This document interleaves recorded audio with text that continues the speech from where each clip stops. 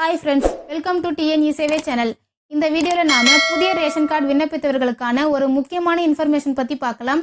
Video பிடிச்சிருந்தா like பண்ணுங்கள், share பண்ணுங்கள், அப்படியே நம்ம சேனலை சப்ஸ்கிரைப் பண்ணிக்கோங்க.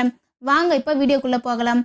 கடந்த வருடம் செப்டம்பர் மாதம் முதல் புதிய ரேஷன் கார்டுகளுக்கு அப்ரூவல் கொடுக்கறத தமிழக அரசு நிறுத்தி வச்சுருந்தாங்க.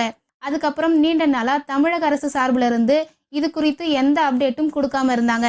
கடந்த ஒரு 3 நாளைக்கு முன்னாடி உணவுப் பொருள் வழங்கல் துறையிலிருந்து 45,509 புதிய ரேஷன் கார்டு வழங்குறதா ஒரு அறிவிப்பில் சொல்லியிருந்தாங்க. ஆனால் இப்போ திரும்பவும் ஒரு அதிர்ச்சியான செய்தியை வெளியிட்டிருக்காங்க.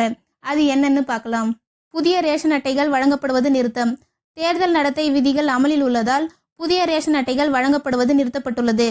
தமிழ்நாட்டில் வருகிற ஏப்ரல் 19ஆம் தேதி ஒரே கட்டமாக மக்களவை தேர்தல் நடைபெறுகிறது. இந்த வீடியோக்கான ஃபுல் வீடியோ ஆல்ரெடி நம்ம சேனலில் போட்டிருக்கோம். அதை பார்த்து தெரிஞ்சுக்கோங்க.